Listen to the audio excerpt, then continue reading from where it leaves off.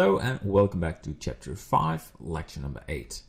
So we completed the rough blockout model for the farmhouse, and what we're going to do in this lecture is create the wooden bars. So if I enable just the background image, you can see these bars on each corner, but also on the horizontal on the front. So yeah, let's make these bars. I disable the background image. I go to the front view. I go to Add, Mesh, Cube, and drag this to the right. And let's go to Edit mode and scale this and size it a little. Oh, that's too much. SZ and make it smaller, a bit more smaller. So that will work. So it has the same size of the length of the house. Let's rename this to wooden underscore bar. And I also like to drag this object to the building. And let's add a new material. I call this rough underscore wood. There we go. So let's duplicate this one, Shift D, and I like to have a taller one. Yes. And one more time and make a smaller one. That will work. All right. Then we will add some edge lines. And I do not really have an exact amount of edge lines, but not square size, but something between a rectangle shape and square. And I like to add two more, one on the top and one on the bottom, because when we're going to add a subdivision surface, you won't have a very curvy end shape. So some other ones for these, one over there and one over there, and same for the tall one. Yeah, so not square size, something between rectangle and square. That will work. There we go.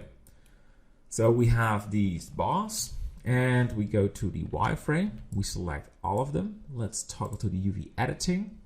You can see it's already unwrapped, but we want to have a different unwrap. So go to U and go for cube projection. And now I like to go to the material tab and add the rough wood image. Go to open and rough wood. You will find this image in the dashboard. And now we can size it.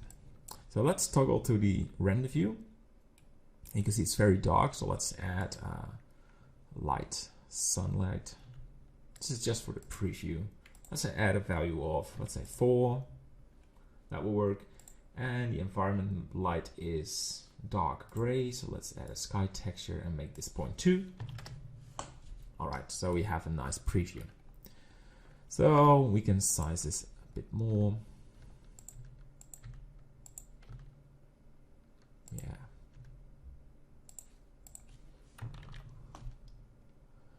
And try to add some variation on it.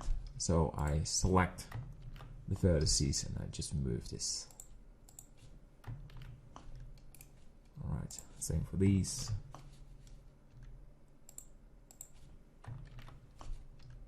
Ah, that's the top vertice. Just like that one. All right.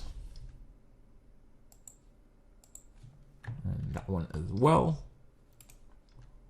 It doesn't matter that you just put it out of the UV image, because it will just project it on it. All right. Look at that, wooden bars. So we have, it's from all the sides, it's projected, but we have this ugly reflection on the bar. So let's switch to the shading, and we may be going to change the UV texture coordinates, but for now it's all right, because we do not want the duplication all over the place. But let's first start on the focus on the shading, and left click on the image, the diffuse, and duplicate it. And I want to go to the rough image. There it is. Open the image, change to non-colored data, and put the color into the roughness. And I like to add a normal map. Go to Vector, Normal Map, and select the normal image and put this into color and the normal into the normal. And if we focus now on the wooden bars, it's not that reflective anymore, and you can even lower the specularity because this is rough wood. Do something like 0.1, that will work. I don't like reflection on rough wood. And the tileable image is really visible on this one, so we probably need to scale it a bit more to a smaller size. Yeah. And the tiling on this image is pretty visible.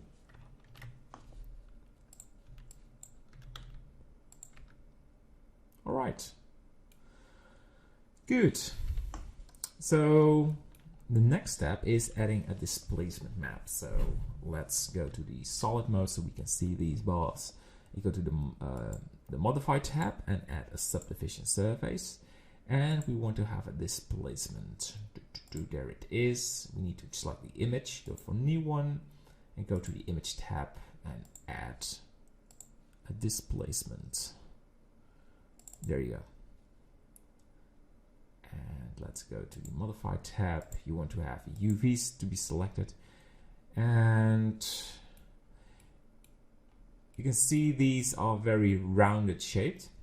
So this time it doesn't work if you go for simple, because then you have a very smooth out, these very hard edges. So you keep this value, you can increase the viewport size a little.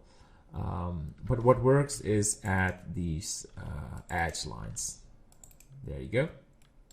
And on the other side as well. It's perfect.